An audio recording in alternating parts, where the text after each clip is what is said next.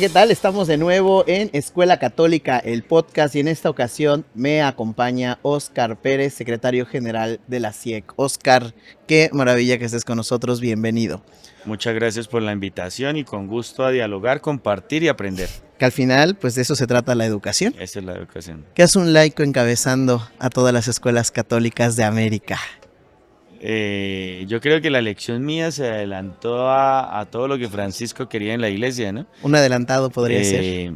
A todo lo que el Papa ha querido, porque darle liderazgo a los laicos, que en últimas, más de un 80% de los educadores son laicos. De hecho, Y entonces completamente. la educación católica participa dentro de la misión de la iglesia, pero es una función muy laical.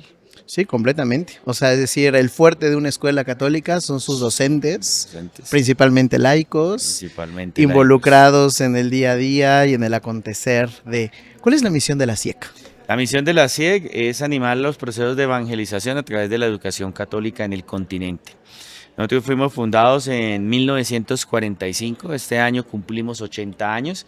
La CIEG le abrió las puertas a otras organizaciones, al CELAN, la CLAR. Claro, pues generalmente hablamos más del CELAN, ¿no? Del Consejo Episcopal Latinoamericano, pero la CIEG tuvo la osadía de ser la primera organización en el continente. Luego fue el CELAN, luego la CLAR, y hoy con orgullo podemos decir que así sea dirigida por un laico, trabajamos en común con los obispos y con los religiosos que hacen parte de la CLAR. ¿Y de dónde esa osadía de convocar, de unir, de trabajar tan en comunión y en conjunto con otras instancias?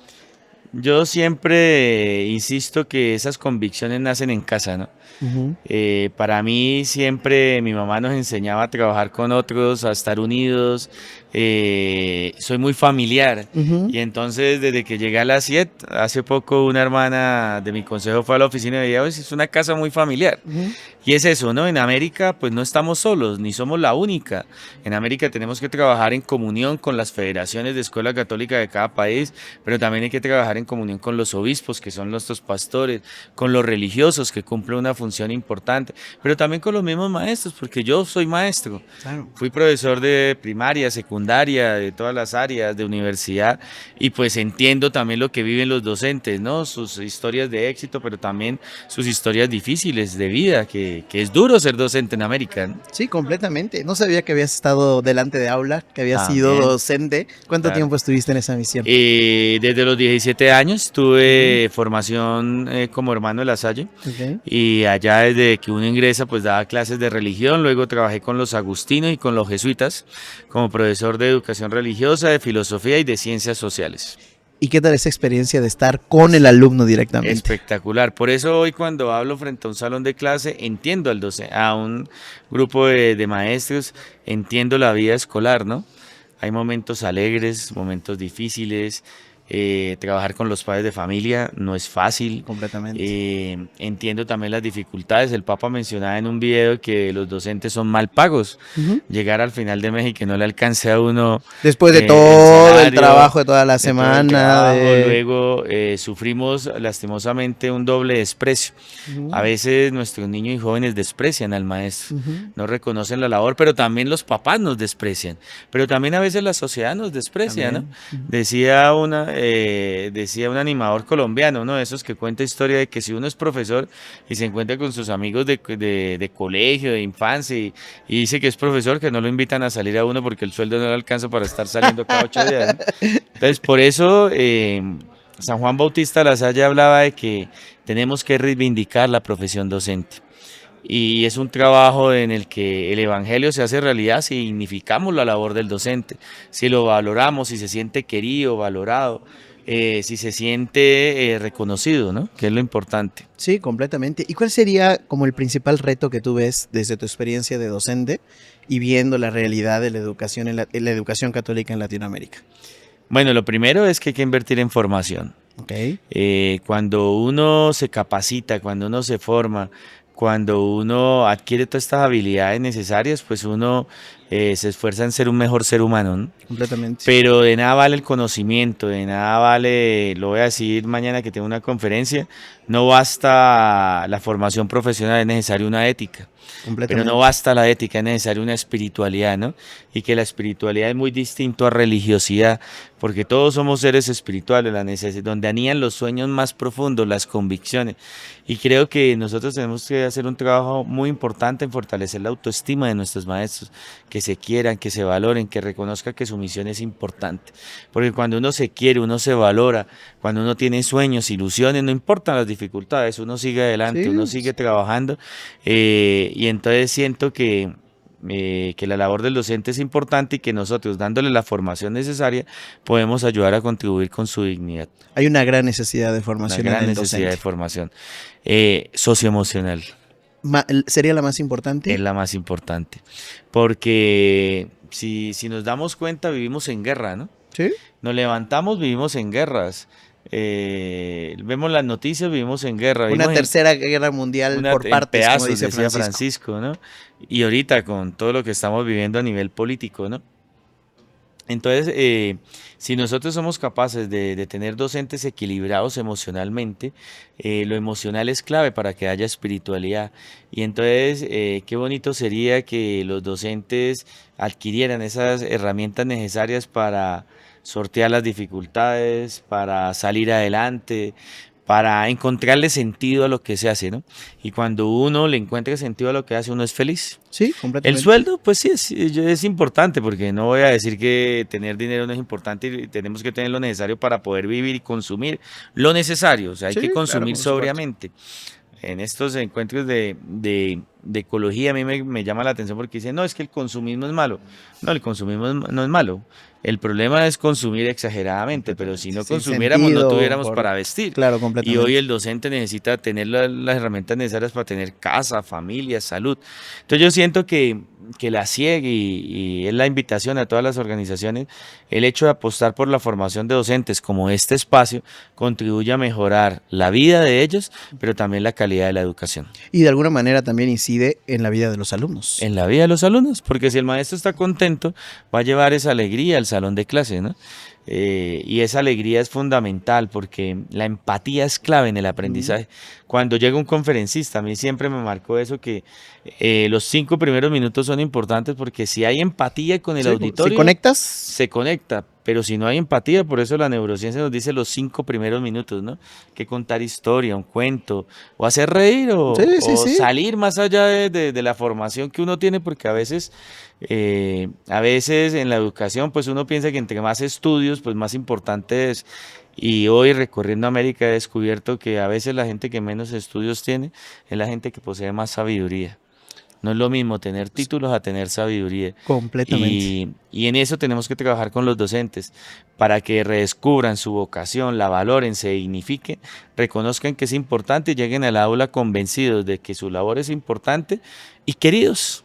Sí, claro, o sea, por un lado que ellos sientan esa autoestima personal, pero que también sientan la valoración de los demás, que es una labor pues desprestigiada hoy por hoy. Claro, y ya los estudios dicen, ¿no?, que si queremos escuelas innovadoras tenemos que tener docentes preparados. ¿Cómo sería una escuela innovadora, una escuela católica innovadora? Una escuela católica innovadora es una escuela que escucha. Ok. Es una escuela que se involucra, es una escuela que no tiene miedo de asumir riesgos. Francisco, iniciando su mandato, decía que debemos tener un pie en la zona de riesgo y un pie en la zona de seguridad, ¿no? Lo dijo en un encuentro con los colegios jesuitas, y entonces significa que tenemos que asumir riesgos todos los días. Una vida sin riesgos. Claro, y asumir riesgos quiere decir que si yo estoy acostumbrado a hablar de manera general los lunes en el colegio, pues hable un miércoles a las 11 de la mañana. Sí, claro. Sí, darle la vuelta, que todas las asignaturas sean importantes.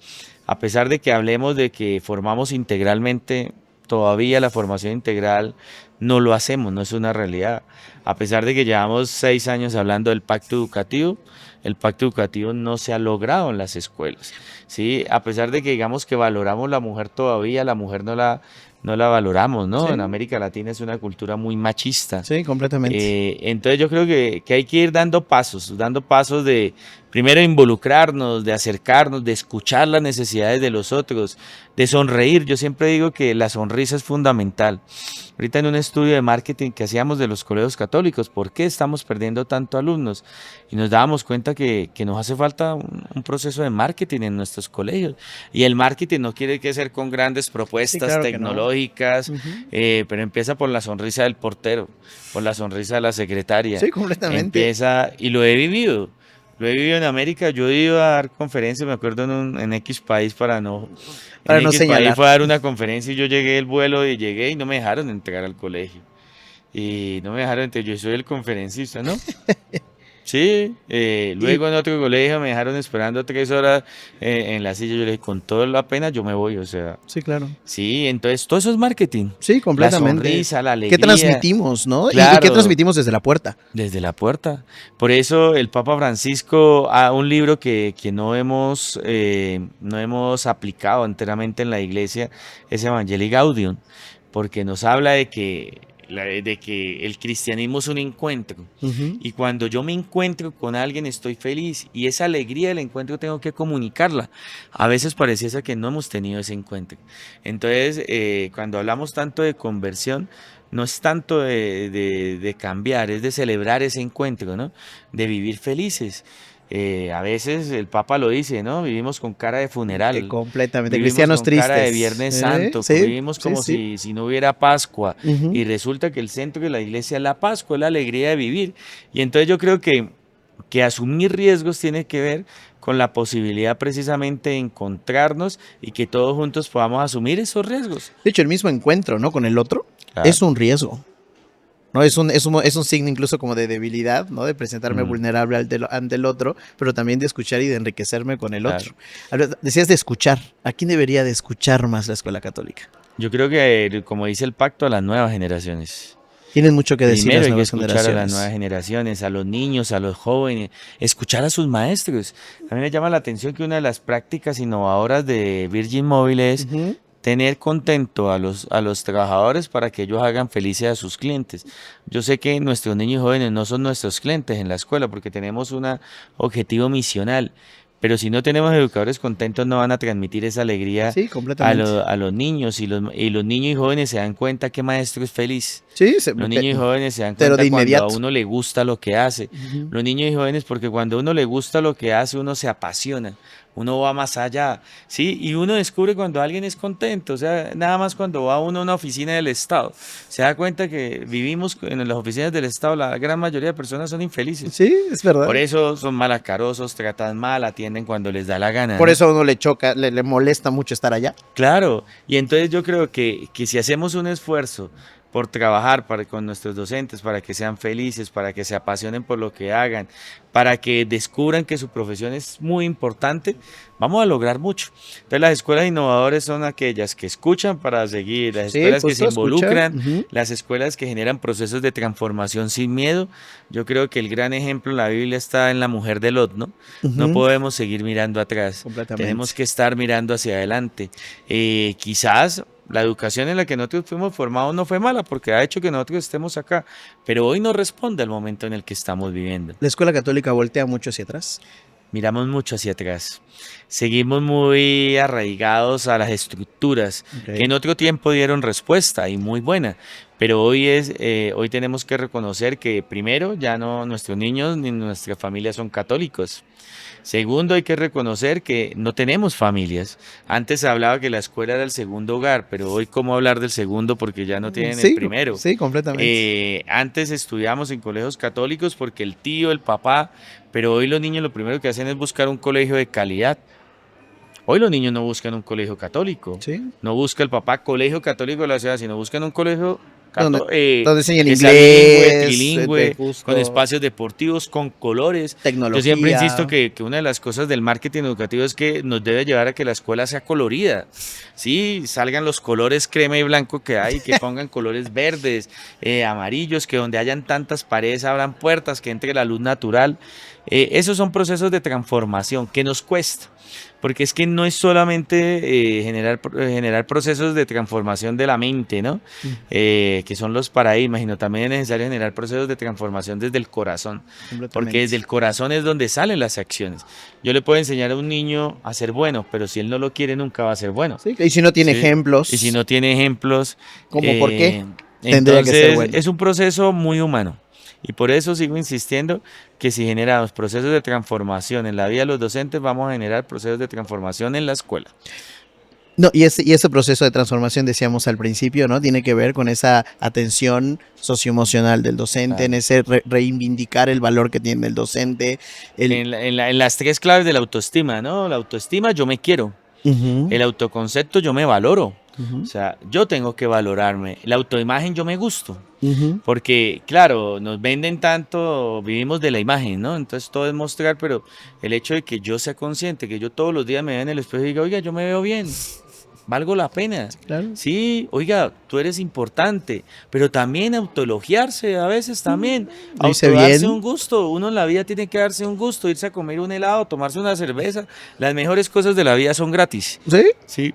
Pero a veces no valoramos estas cosas de la vida. El hablar con amigos, el sentarse, mirarse a los ojos y contar sus historias de vida. Que a veces hay situaciones difíciles, pero que uno tiene que contarlas. Pero que nos hemos encerrado tanto porque como los medios solo muestran lo bonito de la vida, ¿no? Uno abre el Instagram y solo pone lo bonito de la vida, pero si uno contara en Instagram las situaciones duras, a veces, por ejemplo, en la CIE dicen, no, qué bonito el secretario viaja tanto. Sí, pues hay que conocer, ¿no? La realidad. Yo conozco distintas camas duras, sin almohada, en el que la comida lo enferma a uno. Entonces, en el que para que la CIE hoy esté con un reconocimiento, tocó trabajo, esfuerzo, tocó sí, pero estamos acostumbrados a mostrar lo bonito. Y resulta que no, tenemos que reconciliarnos con nuestra historia, aceptar que las dificultades hacen parte de la vida, pero las dificultades no me cierran. Sí, claro, completamente. ¿Sí? Me pueden incluso hasta impulsar. Sí, las dificultades, claro. ¿No? Bien, Oscar, platiquemos un poco sobre las claves de la escuela católica en América. Claro, bueno, la escuela católica en América llegó con los españoles, ¿no? Y tenemos indicio de que la primera escuela fue en Santo Domingo, ¿no? En la Española en ese entonces. Desde ahí la escuela católica en América ha tenido 3 etapas fundamentales. Primero la suplencia, segundo la competencia y luego la presencia. La primera llamada la presencia la suplencia, hemos de una u otra manera suplido la función del Estado. La escuela católica ha llegado en aquellos lugares donde el Estado no llega, e incluso todavía en muchos países de América y en muchos lugares el Estado necesita de la escuela para poder llegar a educación a los más pobres. De la escuela católica. Sí, de la escuela católica. La modernidad le confió a los estados la obligación de educar a sus ciudadanos. Por eso uno de tantos santos fundadores de congregaciones fue San Juan Bautista Lasalle, ¿no? Por eso es el patrón de los educadores, porque él dignificó la importancia no solo del maestro, sino de la escuela en la sociedad y de formar a la gente, porque si una persona está formada, va a transformar la sociedad. Y entonces es importante porque en muchos países de América la escuela católica llegó donde no llegaba el Estado, incluso todavía, ¿no?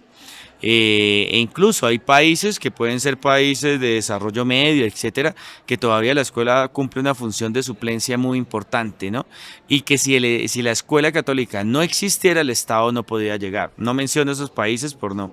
Luego pasamos a la competencia. De una u otra manera, los estados han asumido la educación como una obligación propia de ellos, y hay países donde el Estado está compitiendo con la escuela. Han fortalecido la educación pública y eso es importante, o sea, que un Estado invierta en educación pública no es malo, pero en la medida en que la educación pública mejore su calidad, desciende la educación católica. Sí, pierde relevancia. Tenemos países donde el Estado invierte en educación, entonces esto ha hecho que los estudiantes de nuestros colegios cada vez tengamos menos, porque prefieren irse a colegios del Estado. Vamos a llegar a lugares donde el Estado le impone leyes y normas a la escuela católica difíciles de cumplir y que ellos tampoco cumplen, ¿no? Sí, claro. Pero que sí se las impone a la escuela católica con una competencia incluso. Y los observa. Y los observa, claro. Entonces hay una persecución a la educación privada. Y entonces ahí en los colegios, en la competencia, la escuela católica terminará siendo privada. y muy difícilmente sobrevivirá cuando estamos compitiendo con el Estado. Y quizás solo terminaremos educando a las élites, a los que pueden pagar por una educación de calidad. Y la tercera etapa, que es la presencia, ¿no? Siempre insisto en que la escuela católica no es necesaria. No es necesario. Ahorita han comprado multinacionales colegios católicos y me pongo a revisarlos y siguen hablando de nuestra propuesta. Aquí formamos integralmente, aquí formamos de espiritualidad, pero no tiene nada que ver con la escuela católica. Entonces yo me pregunto, ¿será que somos necesarios? Y el tema de volverme necesario es un problema de vanidad. Porque si yo me creo necesario, me creo importante.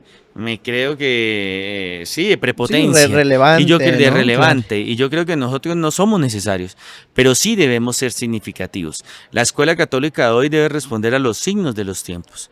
La escuela católica de hoy debe responder a las necesidades de los niños y jóvenes.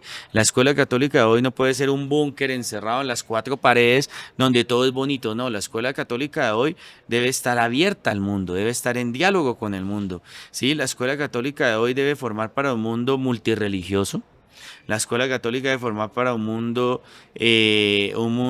con crisis climática, un mundo con habilidades blandas, que el niño se entere desde muy pequeño que en un mundo conflictivo, violento, que hay que tener autoestima para valorarse, que tiene que ser sagaz en un mundo donde hay una competencia cruel. Entonces, de una u otra manera, la escuela tiene que responder a los grandes desafíos, ser bilingüe, trilingüe, una escuela que sea de calidad, que tenga espacios abiertos, una escuela que entienda y comprenda al otro, ¿no? Entonces, hoy estamos llamados a ser significativos, y el ser significativos lleva a primero ser humildes, reconocer que no somos necesarios. Sí, para poder tener un punto de salida, ¿no? O sea, si claro. Yo sigo creyendo que soy la maravilla, que todo el mundo me busca y demás, me duermo en mis laureles. No somos necesarios, pero sí somos significativos. Me doy cuenta y entonces tomo acciones para poder ser significativo. Pero seremos significativos en la medida en que respondamos a los signos de los tiempos. ¿Sí? Se llegó al Everest porque no se sabía que era imposible. Y yo creo que hoy la escuela católica debe asumir riesgos. ¿Sí? ¿Cuáles serían sus principales riesgos que debería de asumir? Principales riesgos. Yo creo que si no hay riesgos no hay evangelio.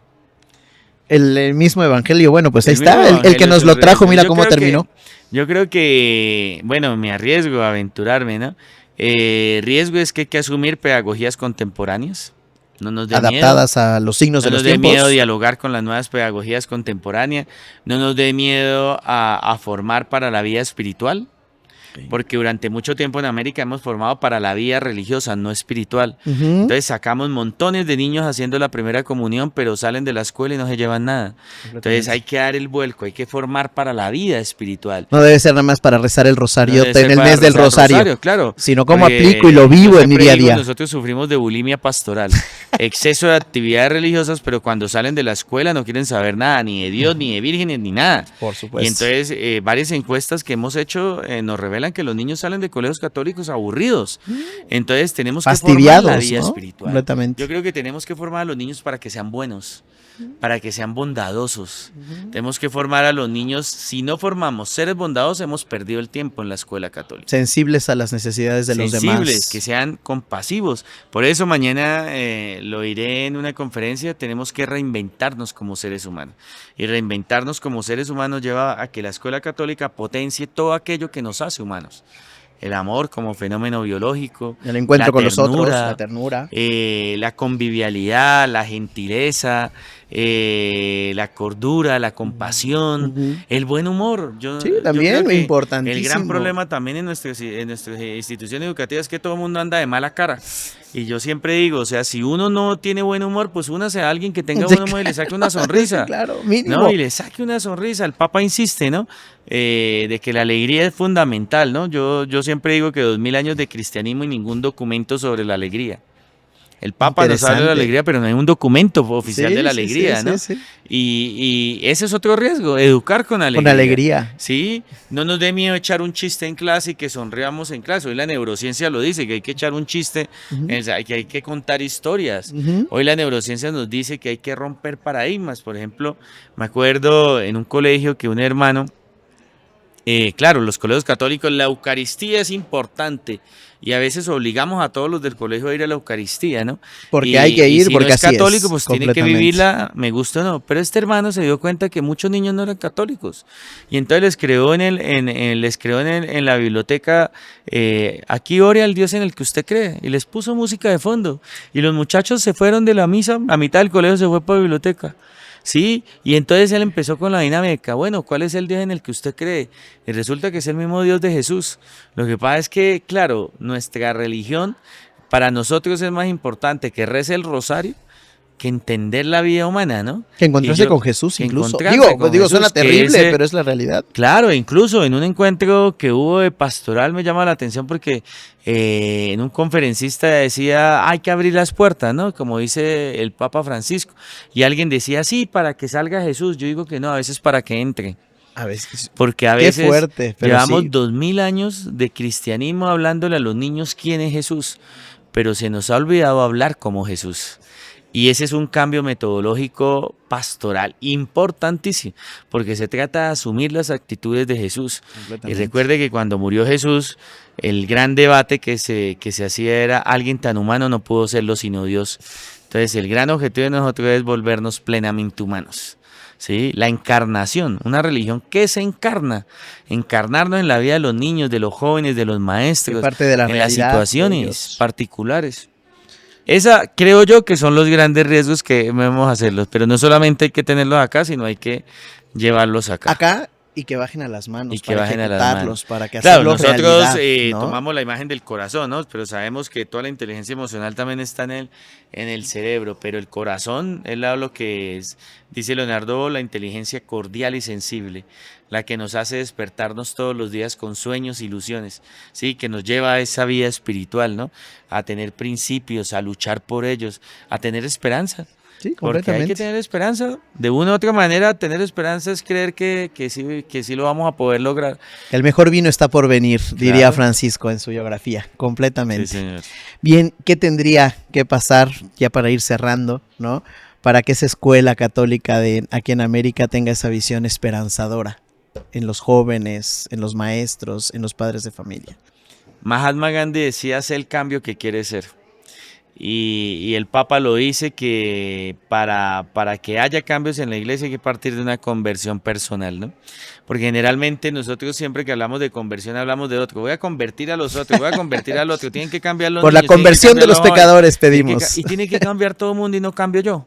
Con el simple hecho de que cada uno genere procesos de transformación personal, con el simple hecho de que cada uno quiera ser mejor, con el simple hecho de que cada uno se pregunte todos los días, yo soy buena persona, vamos a lograr grandes cambios. Porque si hay cambio personal, vamos a generar cambios comunitarios, ¿sí? Y yo creo que eso parte de la formación, y hoy la Escuela Católica está llamada a generar procesos de transformación y cambio en la vida de las personas para que genere cambio y transformación en la vida de las escuelas.